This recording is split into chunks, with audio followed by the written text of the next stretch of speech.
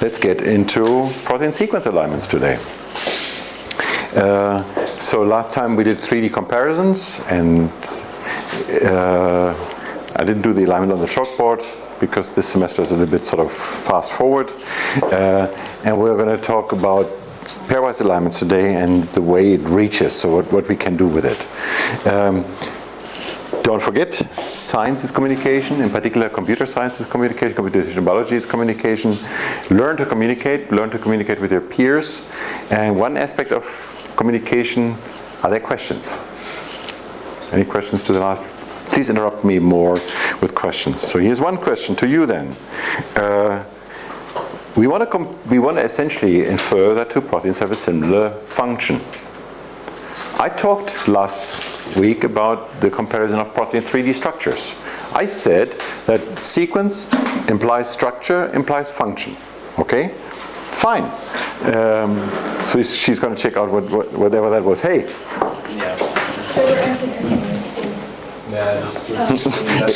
Where is past tense? No, it's totally fine. It's totally fine, Anton. In fact, this is the challenge for me to train her. Oops, you stay here. So the question here, why, if we want to get to function, why compare 3D shapes?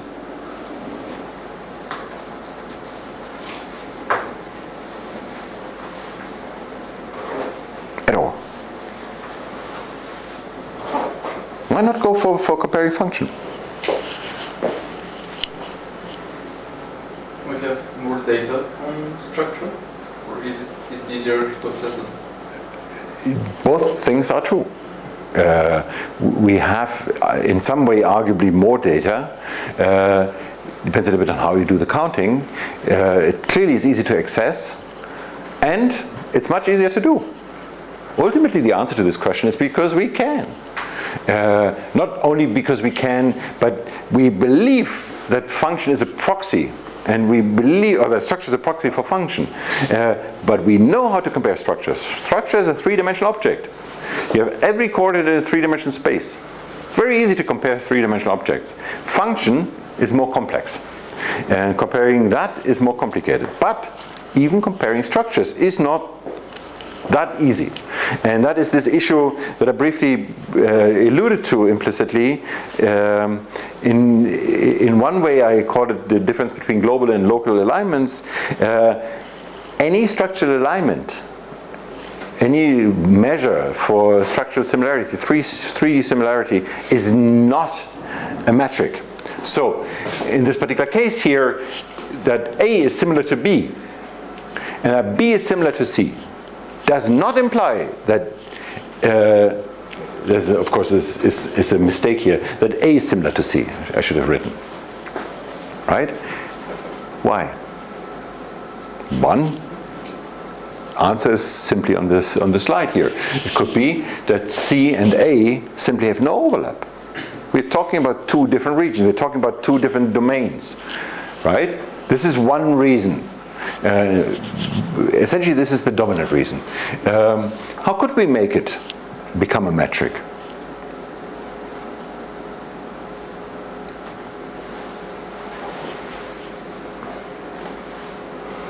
Any simple idea? Just looking at the slide? Well, one way it could be that I compile, so I define an object that starts from here to here, and then I define it as a percentage to this entire object. Okay? Then I would begin to see a metric. But that has other issues with it. Now, getting back again to the one implication of this is that it's unclear also to say whether this or that match of these two different local matches, which one of those is better.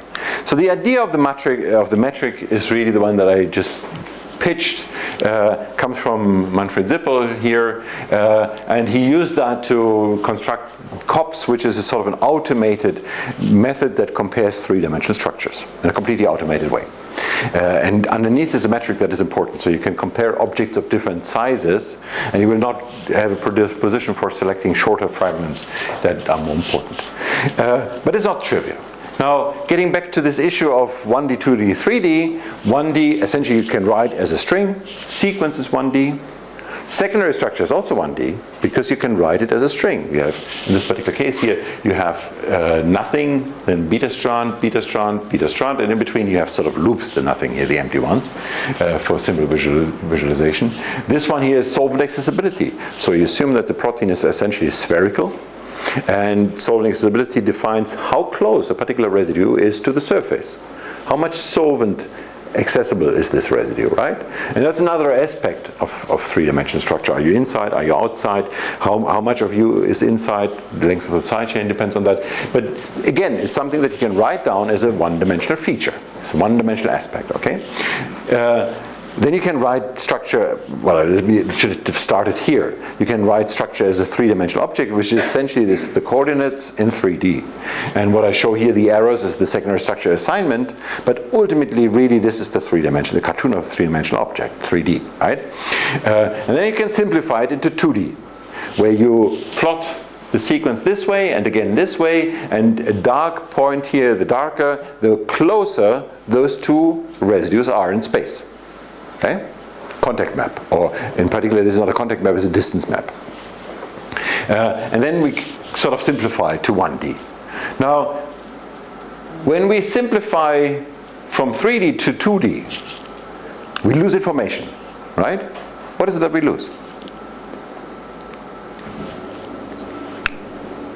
So let me ask it differently. If I gave you a 3D object, the protein structure, and you would compile from this 3D, from the coordinates, let's look at the residue level. Let's not look at the atom level. Just I give you the coordinates of all the residues, the C alpha, and then you would compile a distance between any pair of C alphas in the protein. That's a 2D map.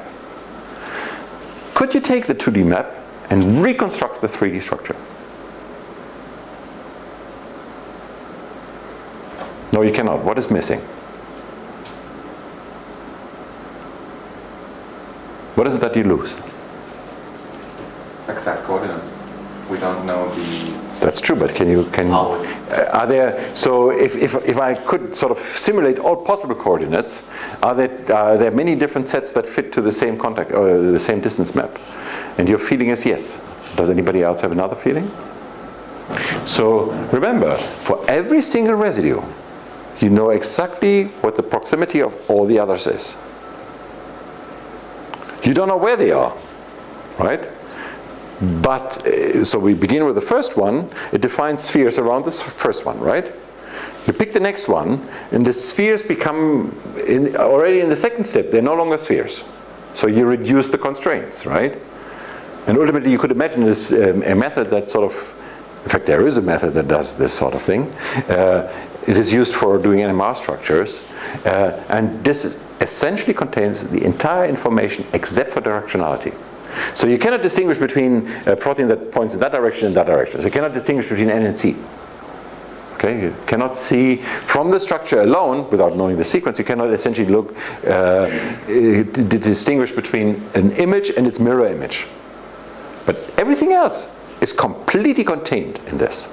Yes, in terms of information content, so 2D is much less than 3D, but the information is in there. It's not that easy to get it out.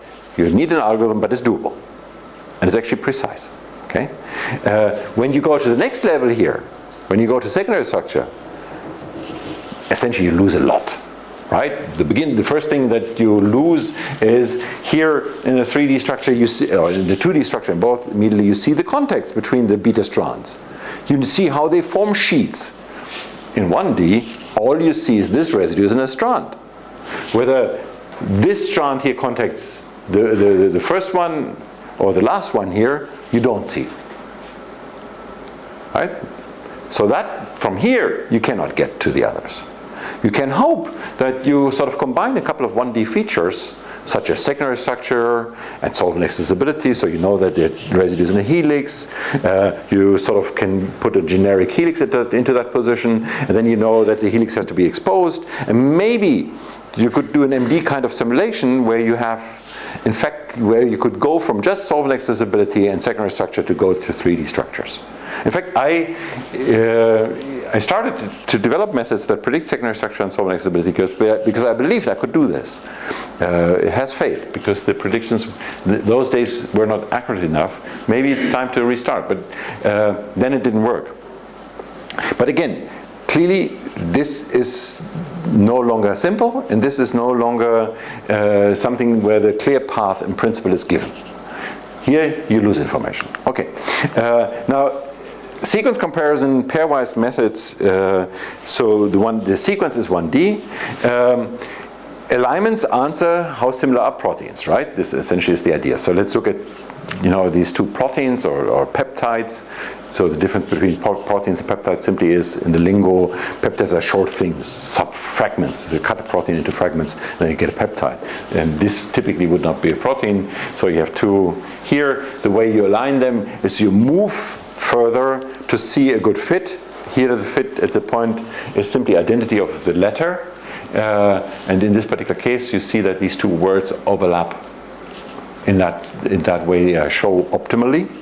If optimal is defined as maximizing the identical words, right?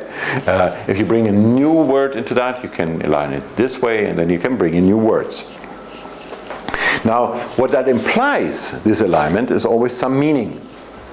In this particular case, the word has a meaning. Usually the protein sequence codes for function, codes for structure.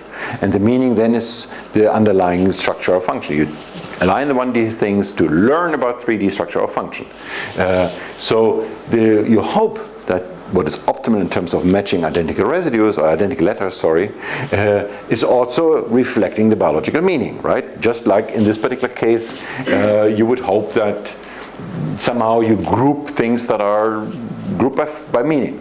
So this one is clear, this one is also clear, and in this particular case you see that, so in 3 different languages here, these 3 words have a slightly different meaning, and you see they're not grouped. In this particular example that I show. In this particular example, in order to sort of get the etymology, the meaning of the words in different cultures, you would have to group the alignment this way. And you would have to decide that, in fact, this one here is something that you should not align, because it has a completely different meaning. So this is not forming a family. There's some family, and in the family, those are more similar to each other. This is more distant relative, and this is no relative. Right? This is essentially what we're doing, try to do in biology. But this, in fact, is when we do the optimal superposition, what we get. Okay? Because what is the right alignment, the correct alignment, is defined by what is called the objective function. The objective function is essentially, what is my criterion for being good? So in this case that I showed here, the criterion for good was percentage of identical letters. Right? There are more complicated functions, more complicated definitions. I'll get into them in a minute. But all of this somehow ignores the macroscopic similarity. All of this ignores the meaning, the biology underneath. We hope that from letters we can learn about meaning. We don't put the meaning directly in, right? The meaning is we match structure, we match function, and we want evolutionary relationships. Let's just, for the time being, fix the string matching problem. Say this is what we wanted to do. So the next issue that we have is, even if I define my objective function by match identical letters, the problem is not quite defined. Here I have 2 alternatives. I have these 2 strings that I want to align, these peptides. I could do it either in a way where that is typically referred to as global, where I enforce that the 2 proteins start and begin at the same point. So I align the first and the last. And then, since they have different lengths, I have to insert something in between, right? A local alignment would essentially say, well, I have some regions that fit better than others. I do not enforce that the G starts here. I allow it to start here because then the Q fits immediately. And I sort of have local hits, right?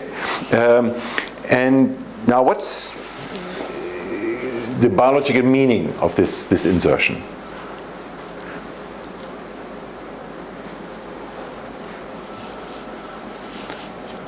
What do you believe is I have 2 dots here. what does it mean? So if underneath we hope that what we have here is an evolutionary relation. If we had an evolutionary relation, we hope that this in fact tells me about structural similarity, and that then tells me about functional similarity. This is what I hope, okay? In all of this building of hope, what do these two dots stand for? Insertions, gap, yes, but what do they mean? What's the idea in terms of evolution? Yeah? Well, assuming that those two peptides evolved from each other, well, they both evolved from the bottom one, we could assume that LA were inserted into the second structure by mutation or anything. Yes. And added some function or not, but the core peptide from which it evolved stay the same. Exactly. And very often this assumption is that, I have to take the longer finger here, so that the longer one has sort of an additional bump, has an additional loop, has an additional element, but the others are still sort of aligned. It's just something that I add on top. Right? That is the traditional explanation. What's the meaning of the word homology?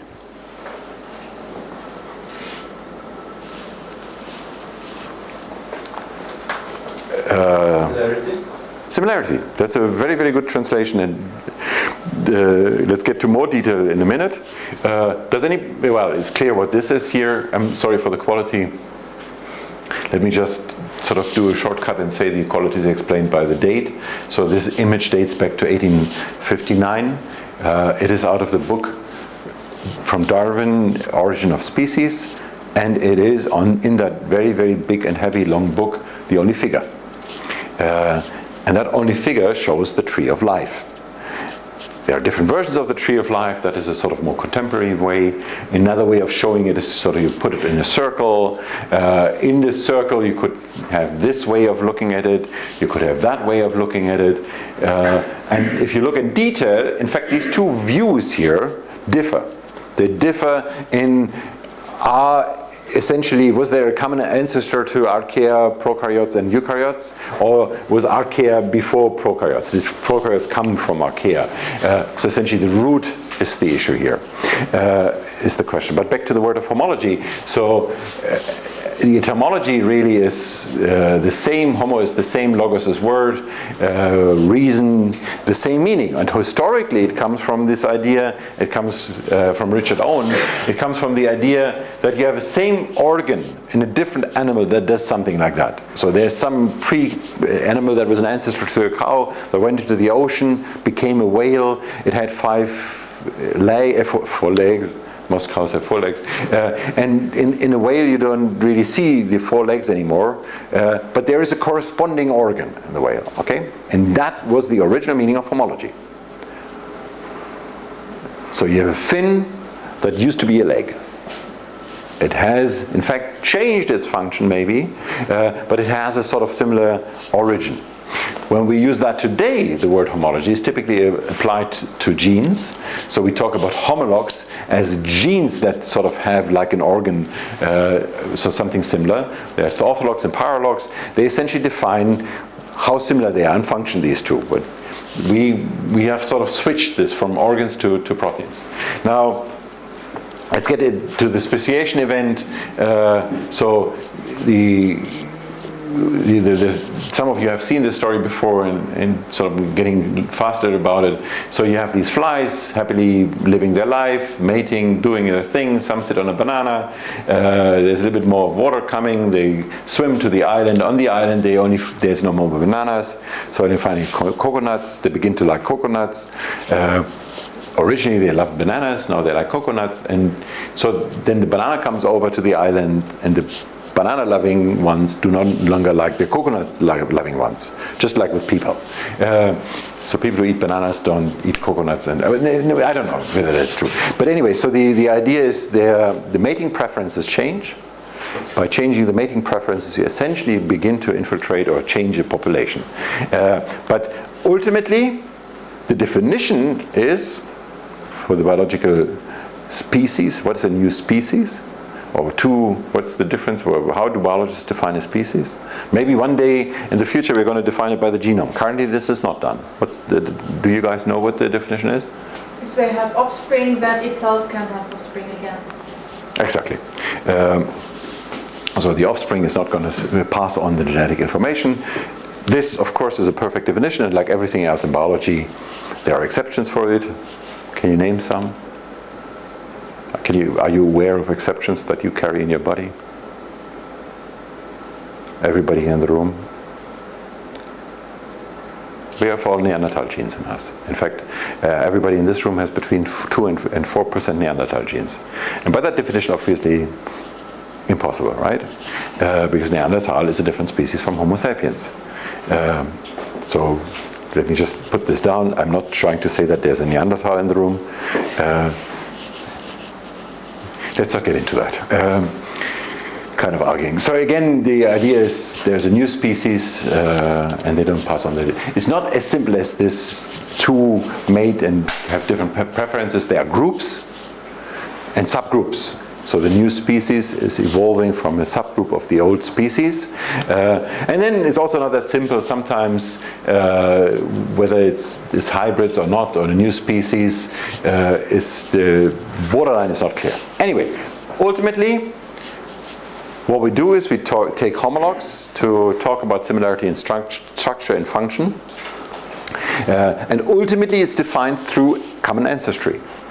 That's the idea.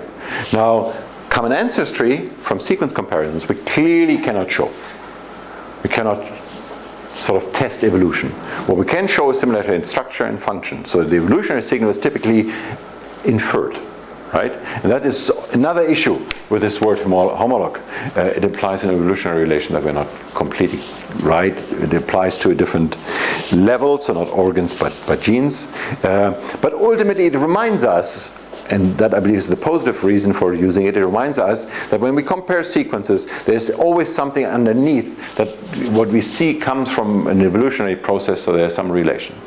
And when we compare sequences, we actually always want to somehow see the evolutionary relation. We want to see common ancestry, and we somehow want to get it homology, and we want to use that to get a similarity in structure and function. Okay, so it's sort of a fairly indirect path to get to similar function through a similar sequence. The simplest way to do that, the one I already illustrated on the whiteboard here in my slides, is dynamic programming. Dynamic programming is not all. Okay. Can you try to pull? I thought it was open. No, without opening it. Isn't it just open like yeah? No, not pull. Yeah. So dynamic programming essentially is brute force. Brute force defined as in you try out all possibilities, right? You take the sequence like this, and then in order to find the best solution, you just move it over. Who sort of invented that as a method? Who's commonly quoted to have invented this for biology? Any idea? You've never encountered that? Dynamic programming we have seen, right?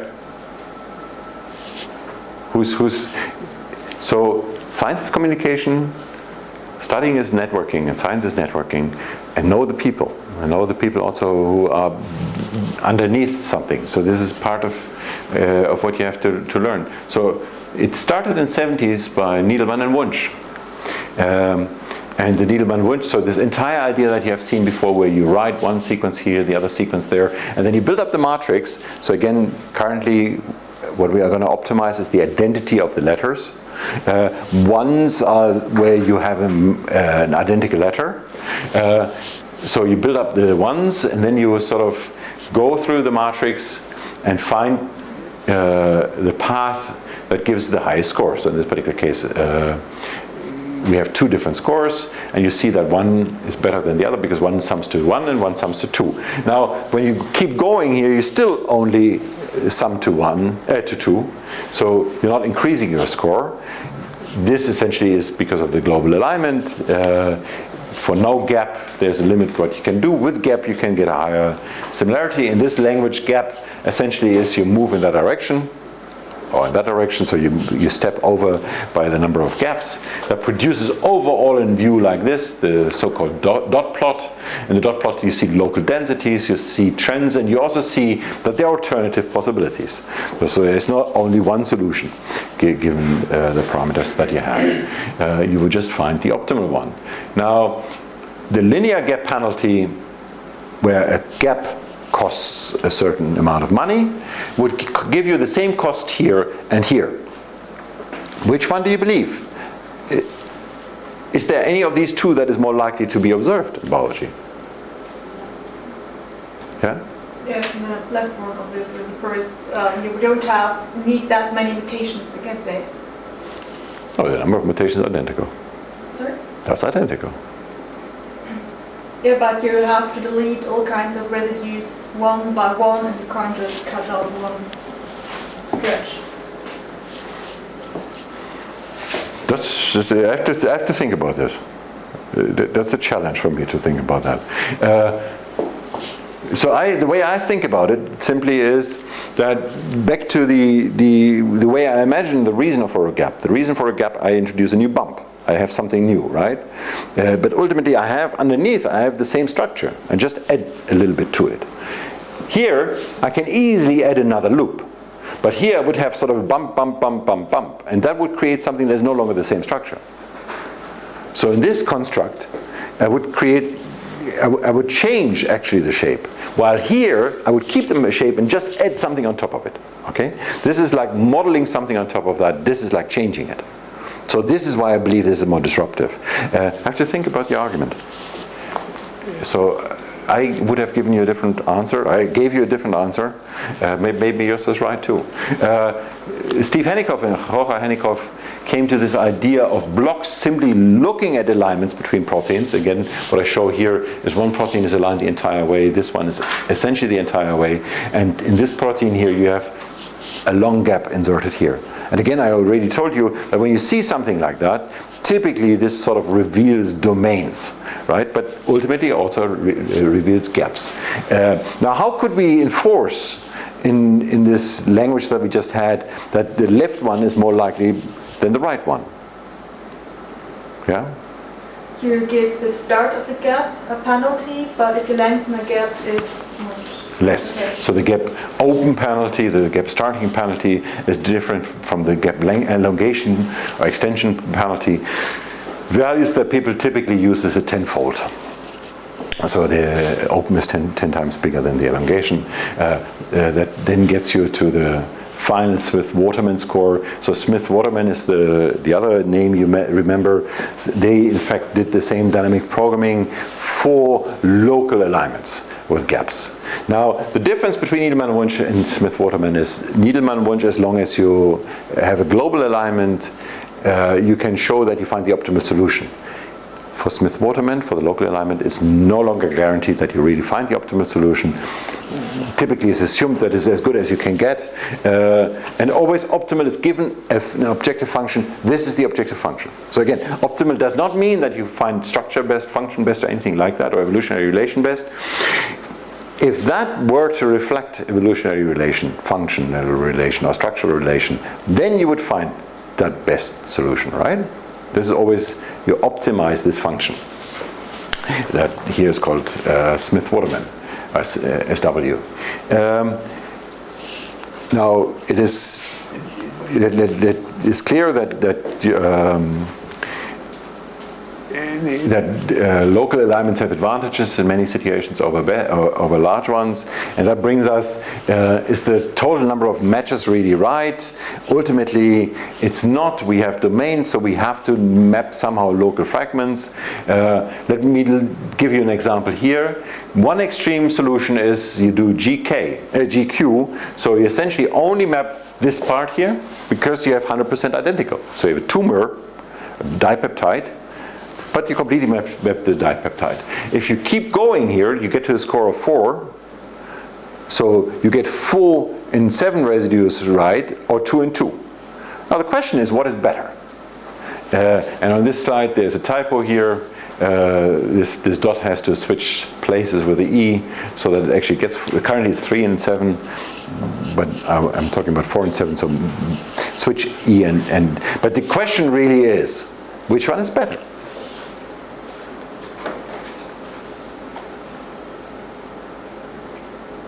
%, so 2 and 2, or 4 and 7? How would you decide? So, in this particular case, I know the answer which one is better. If I gave you something like 15 in 15 or 34 in 50, then the answer would be a little bit more complicated for me to give. But how could we find out?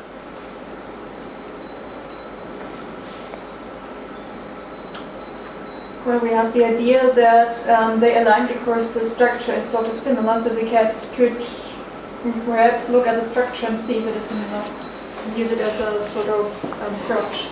Yes, that's a great idea. Now, you see that the Smith-Waterman method was done in the 80s. In the 80s we had 3 structures. 2 of those were very similar to each other, hemoglobin and myoglobin, and the third one was also alpha helical. Well, it depends, it's late 70s. The first beta structure came at the end of the 70s. So we didn't have many structures to compare. We did not have enough to do what you suggest. What could you do? Statistic, just check what's the probability that randomly we'll get 2 out of 2.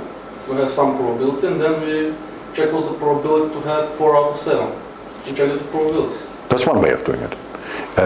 And again, this is not the only way. The one with the structure would give most likely a very different answer. But there are 2 more. Yeah? Well, looking at more sequences and looking at the 4 in the 7 or the 34 in whatever, remain in other or reveal in other. But isn't that what you said? That's kind of what. Oh, so no. Looking at this specific combination of. No, but that's still what he says. You can compute a probability from the amino acid sequence propensities. No, from the probability of observing A, and just comparing letters, and you can do it from comparing stretches in real sequences. That's the difference. True. You would actually get a similar result. From a different end, yes, but there was another, yeah? I wanted to say the same, okay. Look at loads of sequences, but I'm not really sure because he said this probability of getting a certain amount of amino acids out of, this is more about the amount of similarity, the probability that you talked about, was it? No. So let's just look at a dipeptide, right? We have 20 different amino acids. Say the probability of an alanine is 1 in 20. So any pair occurs at a certain number of probability. So 1 in 20. Any pair is 1 in 400. So how many sequences essentially do you have to see so that if you created random subsets without taking real sequence, what's the probability of hitting 1 in 400? Well, if you present more than 400, you begin to see it. At some point, the probability gets above 1, right? So by just randomly creating something according to the frequencies 1 in 20 for each amino acid, you will create G and Q. If you create enough. So we could take real sequences, or we could take created ones. That's what I meant. It was just sort of, did I get that right? Because there's also this thing that you look at how amino acids are substituted against each other. So there's. We get to that in a minute. We get to that. So that would be another probability, although it's not really about insertion. No, it's not about this issue. We get to that. Hold on with that in a moment, Franziska. But this is not addressing this issue, because whether I measure. In fact, here the question on the next slide will be, should I measure identity or something else? This is the direction you're going, but this issue will remain.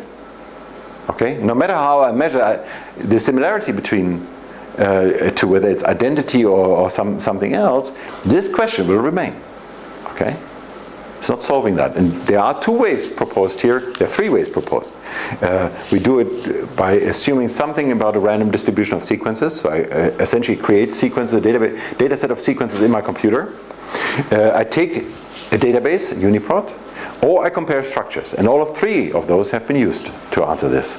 And over the course of this lecture, or the course of the next week, I will at least show you another one on structure. Starting from structure. So that gets us into the substitution matrices. One example here is the potassium channel example, where the part of the potassium membrane protein that lets potassium through, that's why it's called a potassium channel, and the filter, or the part of the protein that ascertains that only potassium gets through, are those 4 yellow highlighted residues, three yellow marked residues. And you see, those are 2 potassium channels from 2 different species. Overall, 36% sequence identity. But you see that what I tell you is the filters, the relevant part for the function of this, for the specificity of this channel, is in fact not identical between these 2. Only one of them, the E, that's the only one that is identical. In fact, one is a bacterium and one is human here. And recognizing this similarity and this as the filter was one of the important steps for getting the structure that led McKinnon to get the Nobel Prize on this. It started really from an intuition on this alignment. But what it shows you already is that clearly identity alone is not enough. So what could we do? What else could we do? So historically, the first way that was done by Margaret Dayhoff. Margaret Dayhoff began to assemble a large set of proteins. She built the first atlas of proteins manually in 78. So 71 families. And then she called the protein atlas. And then she simply, mind you, by the way, the first sequence is insulin, done by Fred Sanger. The first structure, we get back to that, Perutz and Kendrew. So this is just a little bit later. In some sense, things work on. So she sees some mutations in these proteins, and then she computes the probability of mutation from one to the other. These are called PAM matrices. PAM matrices are immensely important historically. The literature is full of PAM matrices because they are simple, not because they have any reason of existing today, except for historical reasons. Something that does have a reason to exist is the Blossom matrix, and it comes from the Hennicoffs, Stephen and Rocha. There's no picture of Rocha available. So what they essentially did is they expert aligned a bunch of sequences and then looked at the log-odds ratio. So what type of exchange are you most likely going to see in these sequences that are aligned? That's the 20 amino acids here. That's the matrix, the scoring matrix. For instance, if you do an E on an E, somehow my pointer is losing out its light. So the E on the E match highlighted here is the 4. It gives you a score of 4. If you matched an A on an A, the score is 2. And the other point that I highlight here, you do an L on an M, and you also get 4. So the observation is, number 1, the diagonal, so identical letters, are not all the same. Some get much higher scores.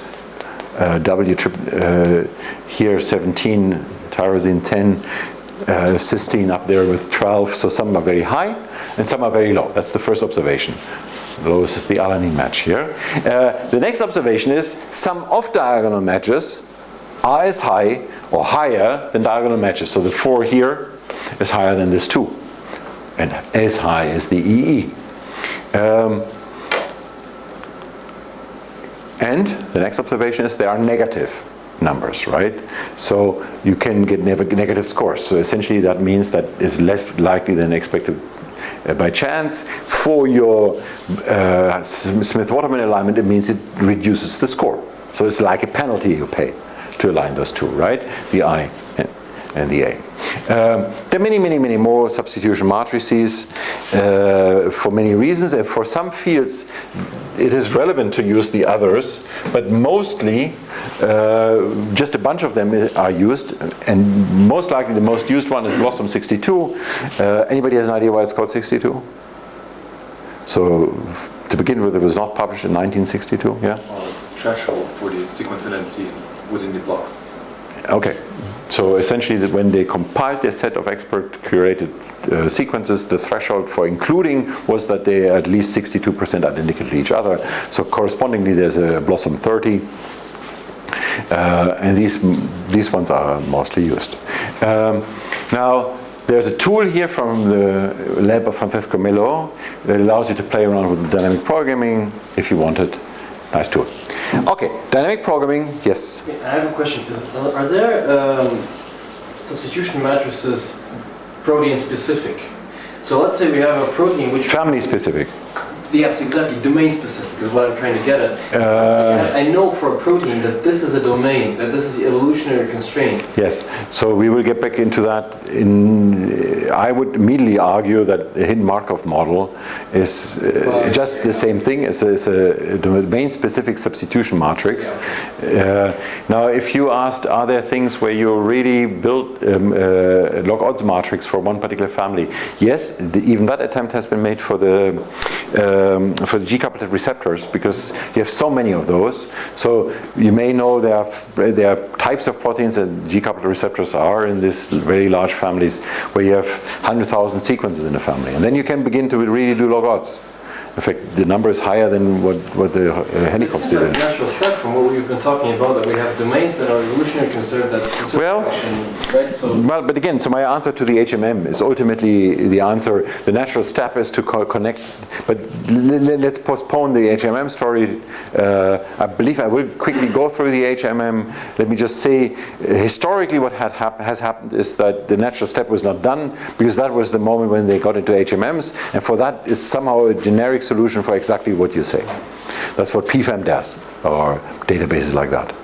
In principle, this is the answer. And with dynamic programming, maybe had HMMs not been there, people would have built more of these specific, family-specific. There are structure-specific, there are function-specific, there are structure-type-specific, membrane-specific. There are lots of those, and they all have their reasons to exist, or many have their reasons to exist.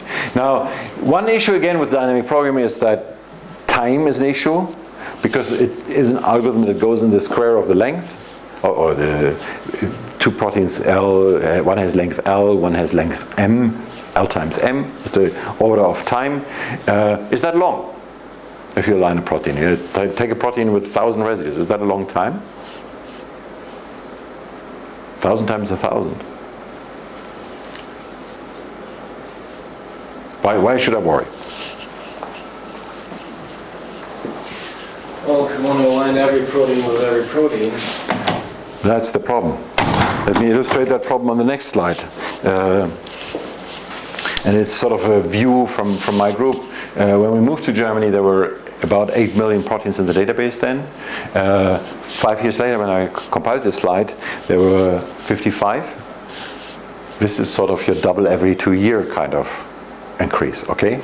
This is something that's faster than computers, but not that much faster, right? It's still sort of controllable.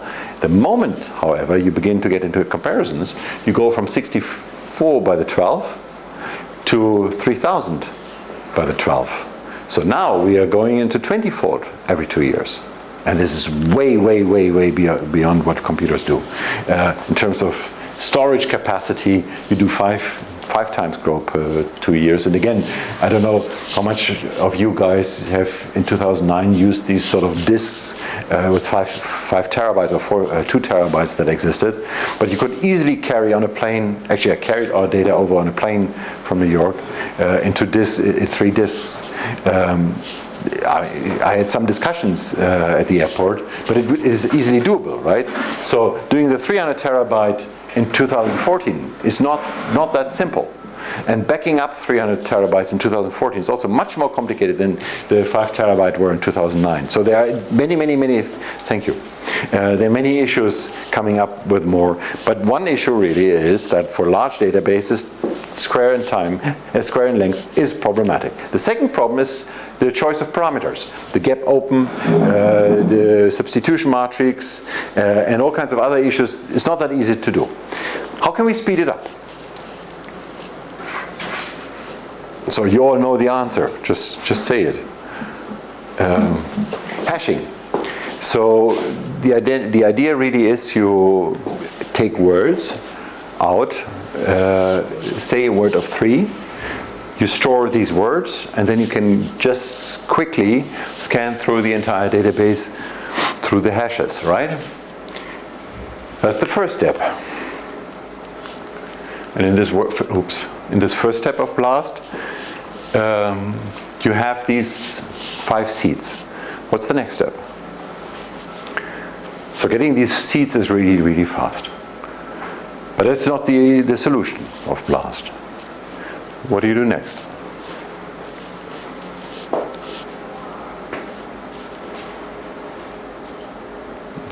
It's so trivial that nobody wants to answer. Yeah. Okay. So you simply extend. There are 2 ways. The original BLAST extended by simply going until the score falls below some number. The 97 BLAST went extending with dynamic programming. Okay, you take the seed, you do dynamic programming. What happens in between, you do not really answer. Remains unclear. So essentially, this idea comes in 2 different ways. It comes as fast A, and it comes as BLAST. And the major difference between these tools, do you know? Does anybody? This is more something that you don't know. So far I take it from some reactions in the room that was trivial. This is no longer that trivial. Ultimately, the important thing that we ignore here is the question, how significant? Ultimately we go back exactly to the same issue we had before. Is 2 and 2 more relevant than 3 and 7? So we need something like a probability map. And that ultimately brings us exactly again to the 2 solutions that the 2 of you presented here. How do I do the statistics?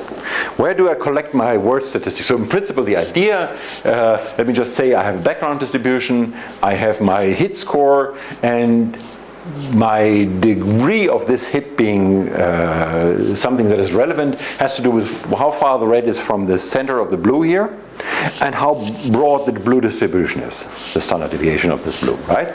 Now, the blue here, you can compile in different ways. We can compile it by taking a real data set and just sort of mutating. And you can compile it, pre-compile it from simple frequencies. And this is the difference between BLAST and FASTA. So FASTA essentially did a real permutation on a real database, and BLAST did a sort of estimated permutation based on amino acid frequencies. Okay, and again, you can understand that this is going to be way, way, way faster, and this is going to be more accurate. And in some senses, unclear. You could argue why then? So why then do you really know BLAST and not FASTA? And the answer to that question that I give you is not clear what the answer really is. But most likely my impression is that, so historically what happened is BLAST was extremely fast, not good enough, but fast enough to get us to a level where we could apply dynamic programming. So it filtered out a few hits, and then we could apply dynamic programming to that. So FASTA somehow was in between the 2. It was not fast enough to run another dynamic programming on it, and it was not good enough to replace the dynamic programming after it. So somehow the combination of 2 methods was faster and more accurate. And FASTA somehow tried to do a better solution in one-stop tool. In this particular case, it didn't work historically. How accurate are pairwise alignments? What can we achieve? So we know similar sequences somehow have to do with similar functions. Similar sequences also have to do somehow with similar structure. The detailed map of sequence space, which is larger than structure space, is that, you know, the way to read this, some sequences map to the structure here. Some particular sequence maps to a structure. This one maps to that structure, and that one maps to that structure. Sequences that are similar map to a similar region. is the idea here. This is shown here. Most sequences in sequence space, we believe, do not map to anything that exists in structure space. They do not forward. Okay? Is at least the current assumption. When we compare to sequences, so there's a daylight zone, so there's a realm where two proteins essentially most likely have similar function because they're very, very, very similar, 100%, 99 or something like that. And you know, there's at some point this zone ends here, and we get into what Russell Doolittle coined the Twilight zone, so a zone where the signal sort of fades, where it becomes unclear whether they really still have similar functions, similar evolutionary origin, similar structure. And then that's Russell Doolittle here, and then we get into the midnight zone. So that's where essentially we don't have the signal anymore, where in fact the similarities are similar to random, and I'll talk about this later. Now, the way when we go, so the next slide is going to start somewhere here in the Twilight zone. Upon entering into the Twilight zone, so before we can match a feature, say 100% identity here, or 100% means accuracy. So it means when I match two pairs, whatever I want to match that they have similar structure, that they have similar function, I'm 100% right. So that's in the daylight zone, right? And I don't make mistakes. Then I enter the Twilight zone, and I begin, so somehow 35% sequence identity roughly, or whatever that is. So this is fake data. I'm just illustrating a concept here. What I expect is that the signal will go down, right? So I will lose the signal where I, from sequence alignment alone, can infer that the functional structure is similar, okay? And there will be some loss. Then there is also at some point here, those are things that I align at that level in blue that have a similar structure, say, and red are things that do not have a similar structure. So I will pick up more and more things that do not have the same structure. Now the question really is, how can we see how the real curve looks? And my objective now, say, would be to find out from sequence similarity that two proteins have a similar structure. So the blue ones will be pairs of proteins that have similar structure, and the red ones will be pairs of proteins that have different structures. How can I plot my real plot? What do I have to do?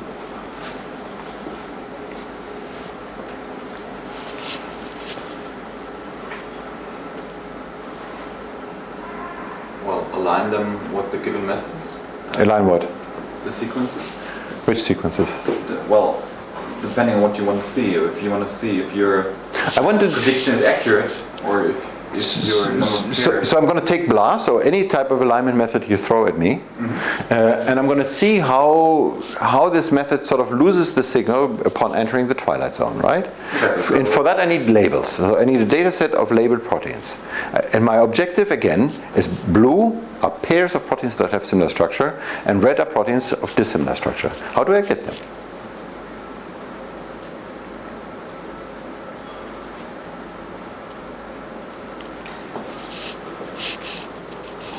So have you already labeled them? I have nothing. I'm just standing here empty-handed. Right. And you tell me what to do. It's a Gedanken experiment, so we're not going to go to the computer to do it. But what would you do if we had to go to the computer? How would you get the data? I'm telling that's the threshold. No, but what's your data set? Where do you start? I mean, you're not the only one in the room. There's somebody else. So,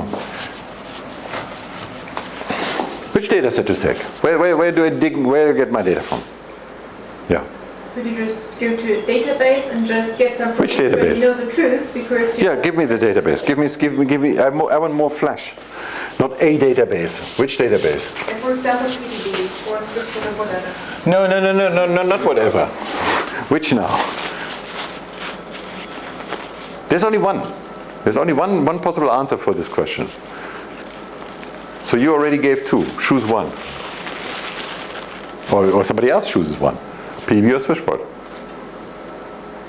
Swissprot for the sequences. We want to have pairs of proteins that have similar structure. Blue is pairs of proteins that have similar structure. We will not find them in switchboard. Yeah, we need PDB because We need absolutely PDB. Good. So we take PDB. That's PDB. Now what do I do? I'm going to create this for real data. well, structure similarity. How are we going to measure? Are we going to take the You tell me. the metric that we talked about at the beginning from Manfred-Zippel, or are we going to go from sequence similarity? If I were the one to decide, I would say take You are. Zippel's. Good. So what do I do?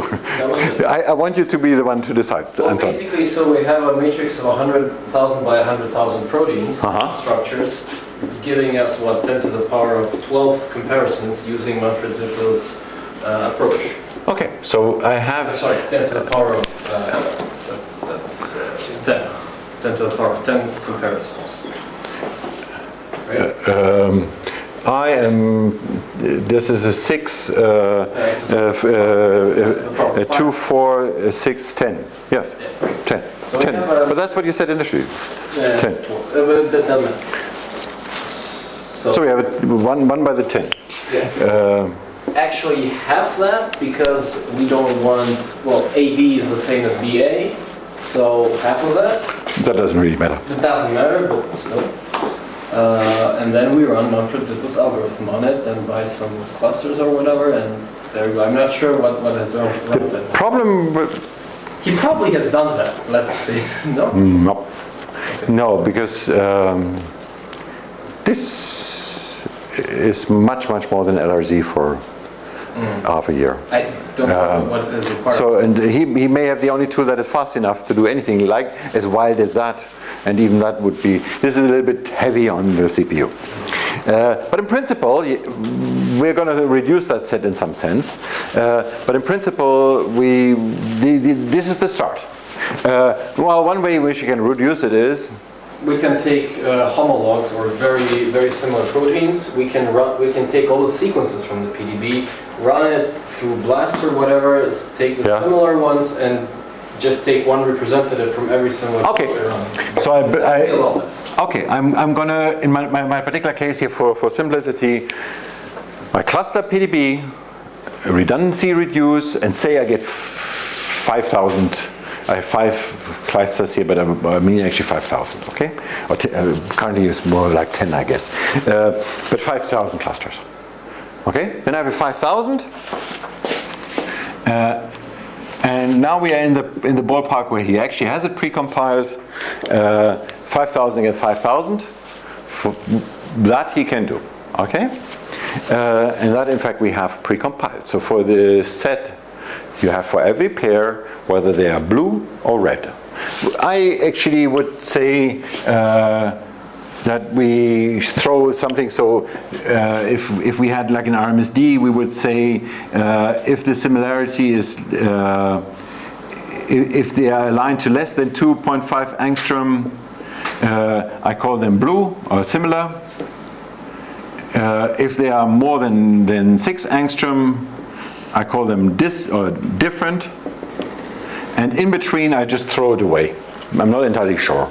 So there's going to be something, and I'm just introducing that because often you ought to make, in particular in situations where you have a lot of data, if there's a criterion by which you know that 2 proteins really are similar, there's a criterion by which you know that they're really dissimilar, there's a bunch of proteins, there may even be the majority for which you cannot say it. As long as those data sets are still enough, you should do that. Anyway, so that gives you blue and red. Now we have a problem. So, now, question? Yeah? No. So, do you see the problem? Does anybody see the problem? Anton's algorithm led me to, I don't know, some subset of 5 by the 5, say 1 million pairs, and say 4 million, 5 by the 5 is 25. So maybe it gave me 10 million pairs. And 15 fell out because they somehow fall in between. And for 10 million pairs, I know red or blue. Okay? That part is clear, but there's another problem. Can you see the problem? In the left zone of the graph, they almost overlap. That is what I want to get. If that is the truth, yes, at some point. So again, I don't know where this point is, but at some point, the sequence, based on sequence alone, you cannot distinguish between something that is a random hit and a real hit. And that essentially means that the curves will overlap. Or at some point, even you will get more random hits, so the red will take over. So that will happen, yes. My question really is, where is it really happening? Right? For my particular alignment method, BLAST, or dynamic programming, where is this point, right? But the problem here is a different one. Again, let me repeat. We take PDB. We don't take the entire PDB because of redundancy. We only take a redundancy reduced subset of 5,000. Then we do an all against all of these 5,000 in terms of structural alignment. That gives us the red and the blue. What is the problem? Sequence unique and sequence unique is nothing. The problem is exactly that. So we did the right thing, but actually this time you, as they say, threw the baby out with bathwater. So the signal here, you want to look at the relations that I thrown out. The way you construct these 5 circles, there is no relation in this region. Sequence redundancy reduction meant you throw away, you take one representative of a family. But here, you're actually looking for the other representatives, or at least at some point here, right? You can, if we went back to the slide before here, we have to go back to the slide. So you can clearly not see how you enter the twilight zone. You will, essentially what you see here is somewhere in the twilight zone to the midnight zone. So the things that are really not related in sequence. But you don't sort of see the transition. Which means that essentially what you have to do is some sort of redundancy reduction. Maybe you throw away everything that is 100% sequence identical. If you filter PDB by 100%, meaning that if you have seen exactly the same sequence before, you drop it, even that reduces PDB almost by 50% or something like that. So already that is a very, very big reduction. But you could imagine that you have sort of a 95 drop. And maybe that gets us to 25,000. So then you do, bless you 5K times 25,000. And this again is doable and in fact is roughly like that, almost pre-stored. What if we do like inside the clusters? Yes, that is something like that. Again, you could also do it the other way around, but ultimately, effectively, this is what you do. So you could pick the clusters and then pick some representatives from each cluster, which is ultimately, it depends a little bit on how you sample and how you do it in detail, but essentially, yes, those are two. That would be another way of doing it. Let's put it like that. And then you can sort of decide whether you choose the number of representatives in the cluster proportional to the size of the cluster, or always choose 3 or something like that. And again, that gives slightly different results, which already tells you that we have done this. This is the same thing here again on a slide. So ultimately, at the end of the day, what you do is not all against all, but you take the sequence unique against some subset of everything else. As a result of that, the first publication of the result of something like that was shown in '91 by Chris Under and this is no longer right, Reinhard Schneider. He's now at Harvard. What I show here is number of residues aligned versus percentage sequence identity. And the curve is meant to distinguish between things that have the same 3-dimensional structure and things that don't. Meaning that above the curve, you have pairs of proteins that have the same 3-dimensional structure. A little bit later, this curve was a little bit refined, so the saturation point is slightly different. The light gray one here is a little bit more complicated, but essentially it's the same thing. Now, looking at the real data or some subset of the real data underneath here, number of residues aligned, red, different structure, blue, same structure. So what you see is that some of the red ones are above this gray curve here. Many of the blue ones seem to be below the gray curve, but essentially the gray curve still is a way to distinguish between the red and the blue. One way to distinguish between the red and the blue. What it implies back to a particular alignment is not, it says that 35% sequence identity is right. It says you have to relate that to sequence length. So you look up the 150 here, 35, and you're clearly in the blue region, in the region where you infer that the two things have a similar structure. Here we have an example. You have 40% sequence identity, so higher than before, but only 50 residues aligned, and now we are still sort of here in the slight blue region, but now you're getting below that, although the number is higher. So one problem here is the one of density.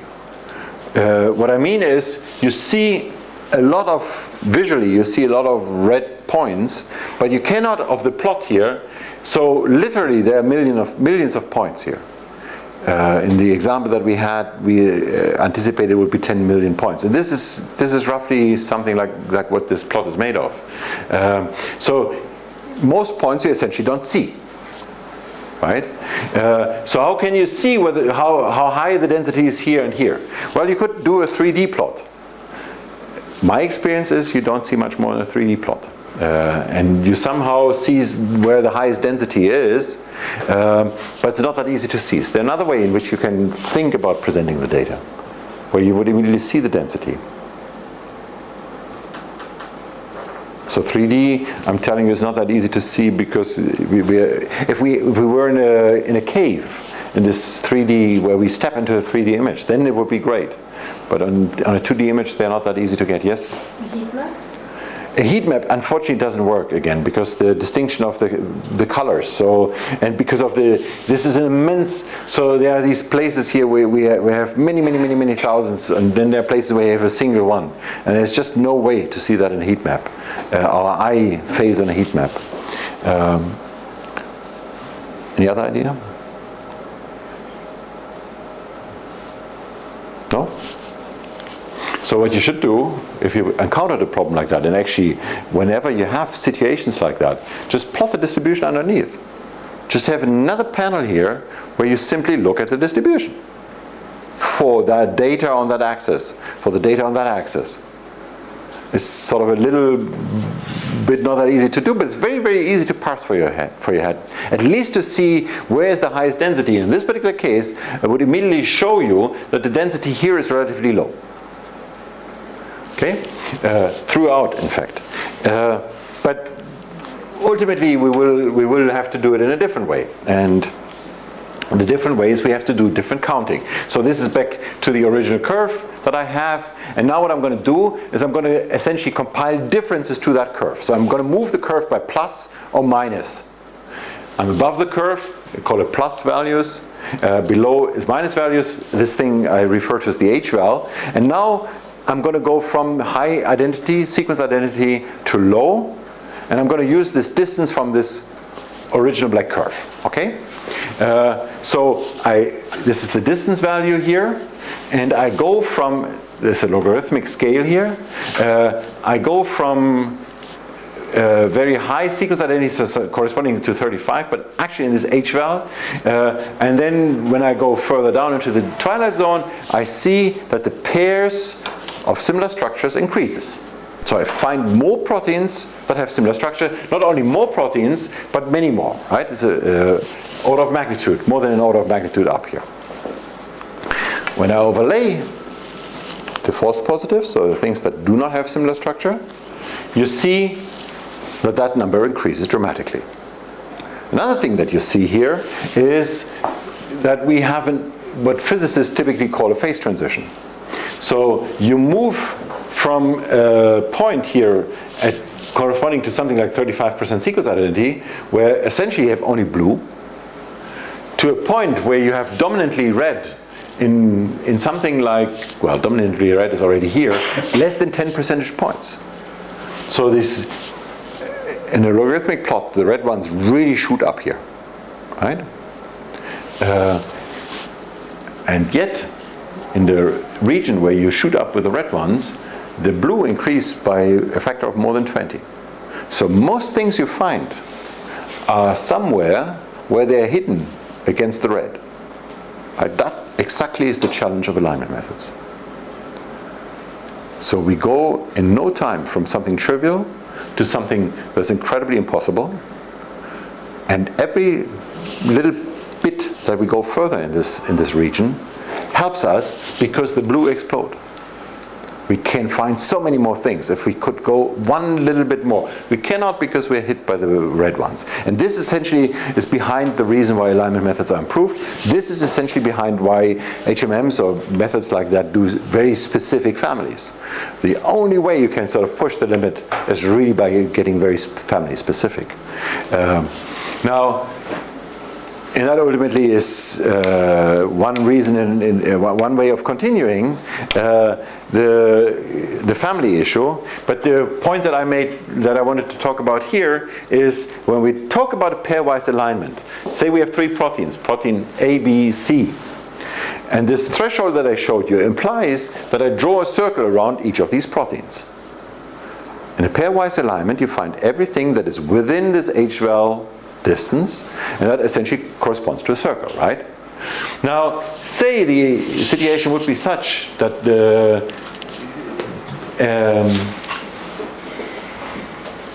somehow my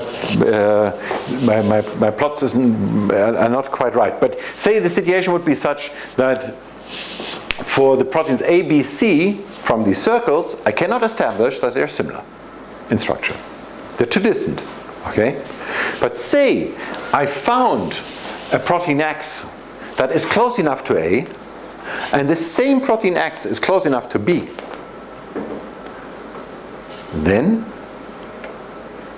can I then infer that A and B are similar?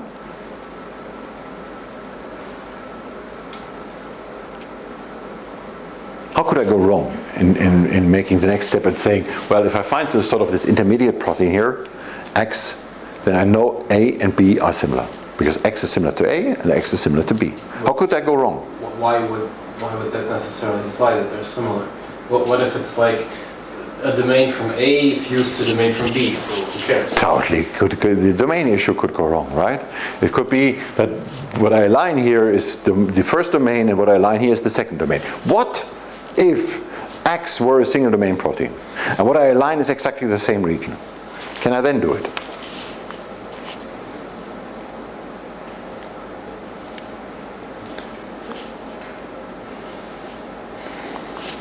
Yes, sure I can.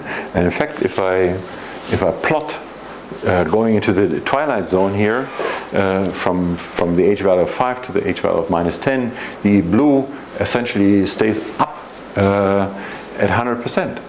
And this is where usually my score falls very much. Now, from here we have to get into the issue of multiple alignments, and the one way of doing multiple alignments is dynamic programming for 3 or for several, more than 3. And the problem really is that we're getting into something that is getting complicated in terms of CPU, in terms of actually running it. There is a claim out there that we can do dynamic programming for 6 sequences if we had 60 terabyte of main memory. I haven't seen the paper. I'm not sure about it. I've heard people talk about this. Maybe, but you all know that alignments, multiple these days is not 6. Multiple these days is much more than 6. And that brings up the question, how can we do more than 6 and numbers higher? So we can no longer do dynamic programming. And that's what I'm going to discuss on Tuesday. Thanks for your attention.